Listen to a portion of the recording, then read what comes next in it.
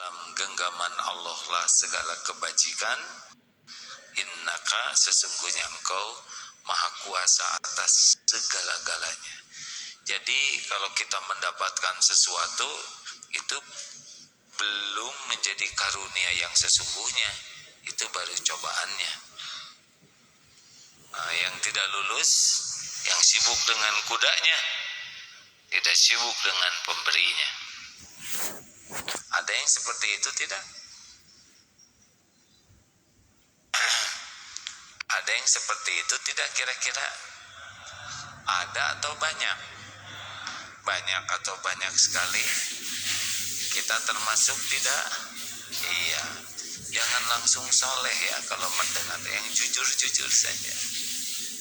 Senang sampai lupa punya sepeda baru, misal dibawa ke kamar, ditatap sepeda, dilap, tidak ingat kepada Allah yang memperhatikan dirinya, yang memberikan sepeda itu.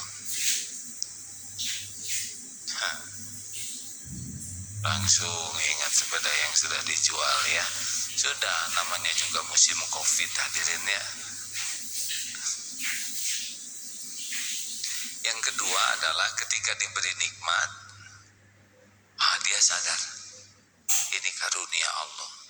Dia senang dengan bendanya, tapi dia senang ini diberi oleh Allah. Ingat kepada Allah, ingat senang kepada bendanya, bersyukur kepada Allah. Ini sudah mulai bagus. Mengapa bagus? Karena ada Allah. Tapi yang paling bagus itu yang ketiga. Ketika diberi uang oleh Allah, dia lihat uang ini Allah memberikan jalan untuk saya lebih dekat dengan Allah. Jadi lihat uang itu seperti diberikan jalan untuk memperbanyak sedekah. Saya bisa nolong orang. Kalau belanja ke toko di sana, saya niatkan ya Allah, belanja Al-Quran, belanja madu, supaya jadi jalan rezeki bagi yang jualannya. Makanya tidak terlalu ditawar kalau tahu untungnya kecil ya. Karena saya bisa memberikan jadi jalan rezeki kepada yang jualan. Ada yang jualan sangat sederhana, tidak perlu amat kita barangnya, kita beli untuk menjaga izahnya. Barangnya kita sedekahkan. Makin banyak Allah memberikan rezeki, senangnya itu difasilitasi oleh Allah memperbanyak amal. Jadi gembiranya itu sudah bukan pada uangnya, tapi gembira itu uangnya bisa jadi amal soleh. Bisa terbayang tidak hadirin? Punya perusahaan, dia senangnya bukan dengan pujian orang atas perusahaannya, tapi di perusahaan itu orang bisa kerja. Di perusahaan ini selama bekerja bisa belajar agama, bisa dianjurkan sholat, bisa diberi ilmu supaya tidak maksiat. Jadi ada sesuatu yang besar di balik usahanya ini, bukan untung perusahaan, tapi bisa membuat dia dekat dengan Allah. Dia bisa mengajak orang-orang jadi dekat dengan Allah. Makanya bisnis itu bukan perkara uang. Dibesarkan perusahaan, kalau jadi lupa ke Allah apa artinya? Allah takdirkan punya perusahaan. Semua yang punya perusahaan itu demi Allah, Allah satu-satunya yang membagikannya. Bukan karena kepintaran, bukan karena kehebatan, bukan karena kerja sangat keras. Tidak, yang kerja keras banyak, dan oleh Allah kasih segitu, ya segitu saja.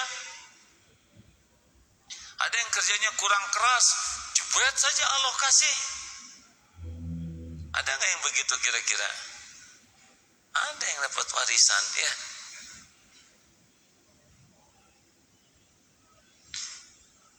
Cobaan semuanya.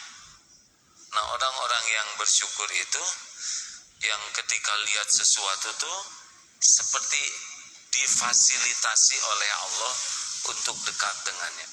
Takdirnya jadi komandan, oh dia akan gunakan jabatan ini membuat dirinya dekat dengan Allah, karena harus minta tolong ke Allah terus dalam mengambil sikap, mengambil keputusan, supaya bisa menjadi suri tauladan, bisa memimpin dengan benar. Semuanya bisa terjadi dengan pertolongan Allah.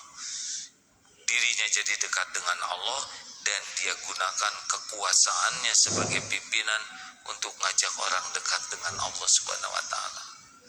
Maaf rekan-rekan, apa saudara pikir Darut Tauhid ini karena kerja keras? Maaf ya, saya dan kawan-kawan, tidak. Gak mungkin bisa ngebangun pesantren seperti ini di berbagai tempat. Kepikir juga tidak.